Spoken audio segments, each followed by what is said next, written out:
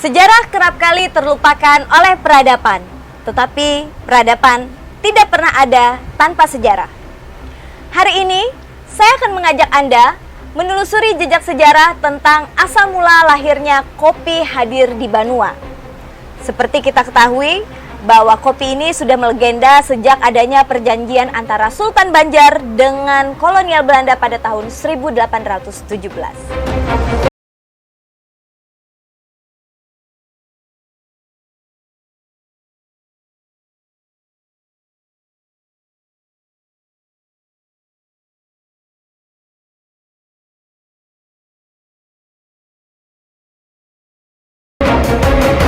Kopi tidak hanya menjadi minuman yang memiliki cita rasa tinggi, tetapi kopi juga sudah menjadi gaya hidup yang menembus kenikmatan bagi multi generasi.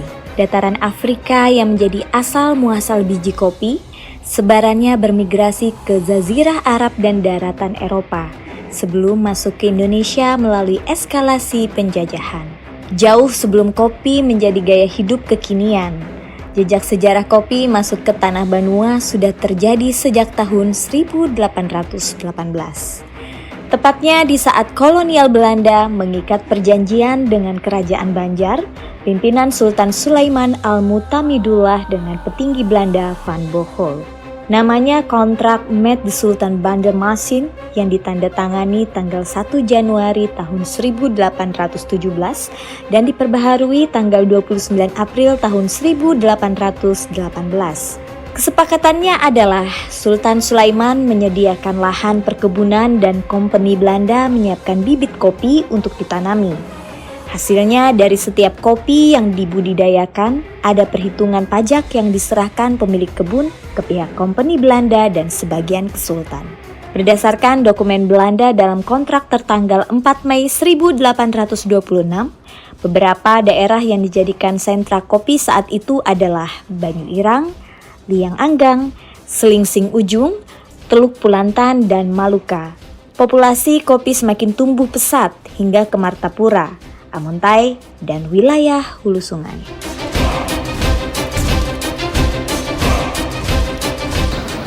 Hari ini saya tidak sendiri.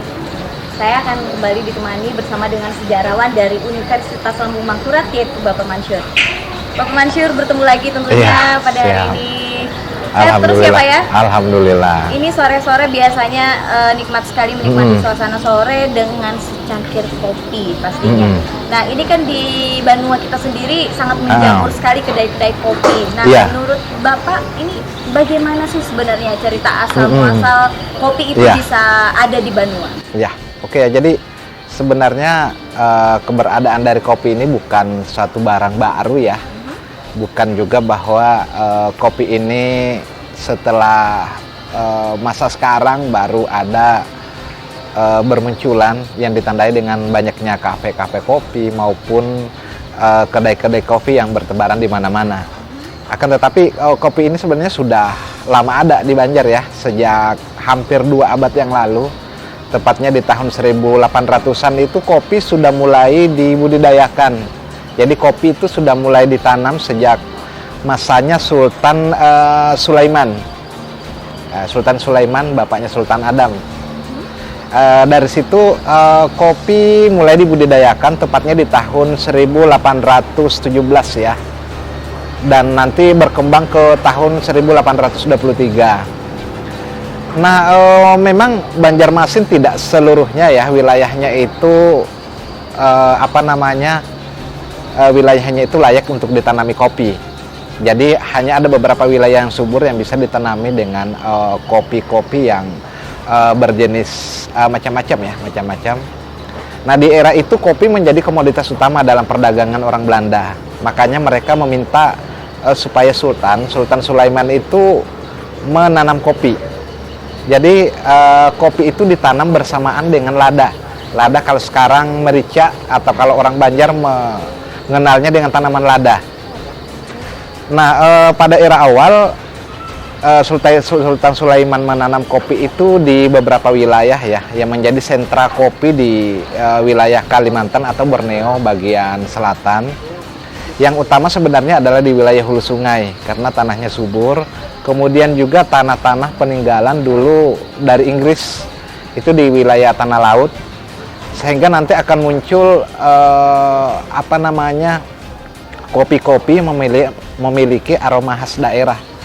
Maksudnya di sini kopi dengan jenis-jenis tertentu, seperti misalnya nanti ada kopi tanah laut, kemudian juga ada kopi Martapura. Nanti akan muncul juga kopi dari hulu sungai, terutama kopi dari Barabai. Nah kemudian Sultan pada saat itu menganjurkan kepada orang Banjar ya, terutama pada masyarakat untuk menanam kopi. Nah penanaman kopi itu memang ada aturannya ya. Kalau dari dulu penanaman kopi itu diatur bahwa kalau ada 5 bagian kopi, ada 5 pikul kopi, separuhnya itu akan diambil untuk bagian Sultan Banjar maupun bagiannya Belanda. Jadi mereka perlu membayar semacam pajak.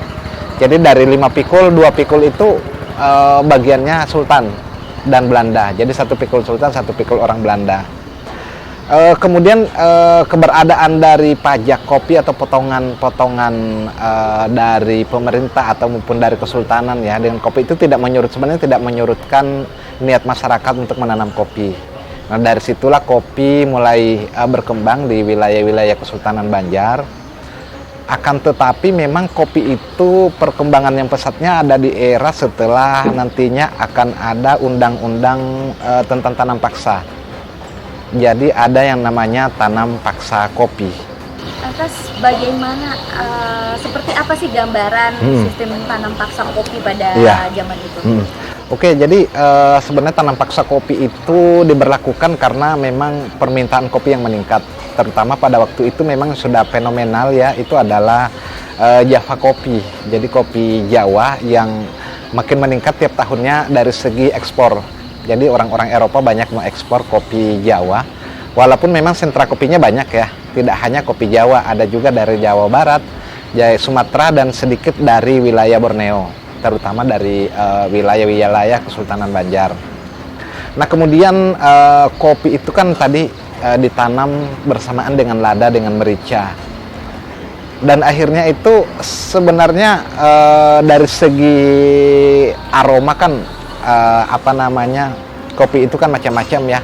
Cuma memang nantinya setelah penanaman lada dan bersamaan dengan kopi memunculkan varian baru yang namanya kopi lada. Jadi dulu ada kopi tapi beraroma lada gitu ya. Kopi agak-agak agak pedas ya. Yang namanya kopi lada. Kemudian lagi ada jenis kopi robusta ya, kopi robusta yang memiliki nama kopi matan. Cuman kopi matan itu saya belum riset kembali apakah kopi matan itu memang berasal dari daerah Matan di Kalimantan Barat atau tidak. Cuma memang ada nama itu yang tertera di dalam arsip-arsipnya orang Belanda.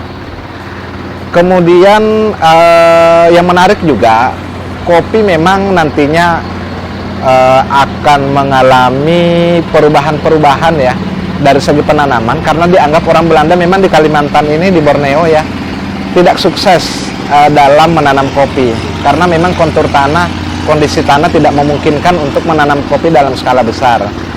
Walaupun pada saat itu banyak kopi yang ditanam di wilayah Amuntai, ada kopi ya di tahun 1850. Kemudian juga ada beberapa kopi yang ditanam di wilayah lain, tapi memang tidak banyak.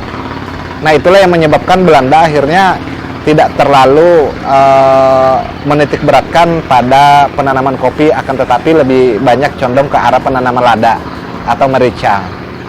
Kemudian dari kopi yang ada tadi memang tidak mencukupi ya secara kuantitas, tidak mencukupi kebutuhan kopi di Banjar. Karena itulah orang-orang Banjar masih banyak mau impor kopi dari Jawa juga, walaupun memang sudah ada kopi di sini. Nah di tahun 1860-70 setelah tanam paksa kopi kurang berkembang, akhirnya di Borneo itu akhirnya diputuskan untuk tidak lagi memberlakukan tanam paksa kopi itu di tahun 1919. Jadi tidak ada lagi tanam paksa kopi Akan tetapi kopi masih tetap ditanam warga, ditanam masyarakat. Itulah yang nantinya memunculkan varian-varian kopi yang ada sekarang. Nah, tepatnya di tahun 1936 itu seorang pegawai Belanda yang namanya Scopwis itu menuliskan bahwa di tahun 1932-an itu kopi masih tetap ditanam di wilayah Barabai. Kemudian kopi Robusta ya, Robusta. Kemudian juga ditanam di beberapa wilayah pesisir di Borneo. Dan akhirnya kopi pun tetap ada setelah nantinya pada era-eranya Jepang maupun setelah kemerdekaan. Dan kalau sekarang kita memang mengenal banyak jenis kopi ya yang ada di Banjar. Di era kekinian ada kopi Aranio, kemudian ada kopi Pengaron, kemudian ada juga kopi yang dari daerah Tanah Laut. Semuanya memiliki aroma dan rasa berbeda. Dari segi sejarahnya memang agak sulit ya, karena memang ada beberapa sentra kopi dan memang orang Belanda sendiri tidak menjelaskan bahwa sentra kopinya di sini. Akan tetapi kalau yang saya lihat kopi-kopi yang ada sekarang itu tidak lepas dari sejarahnya pada masa lalu. Jadi keberadaan kopi sebenarnya memiliki sejarah panjang ya, tidak hanya bahwa sesuatu yang kita minum, sesuatu yang rasanya pahit tapi nyaman gitu ya, tapi kopi itu menggambarkan suatu sejarah yang panjang dari masa lalu. Kopi Banjar yang sudah usianya hampir 2 abad itu menentukan dinamika sejarah dari Kesultanan Banjar yang bisa kita nikmati sampai sekarang. Artinya marilah kita hargai kopi, marilah kita nikmati kopi walaupun pahit, akan tetapi memberikan sejarah perjalanan panjang di Banua kita seperti saat ini. Itulah tadi penelusuran jejak sejarah tentang hadirnya kopi di Banua. Sejatinya pada saat ini banyak sekali kedai-kedai kopi yang bertebaran di Banua kita tercinta, dan tentunya wajib untuk kita semua agar tidak melupakan bagaimana asal mula dari sejarah hadirnya kopi di Banua. Tonton terus Banjar Historisme, semoga dapat menambah wawasan dan juga pengetahuan kita tentang sejarah di Banua, dan sampai jumpa.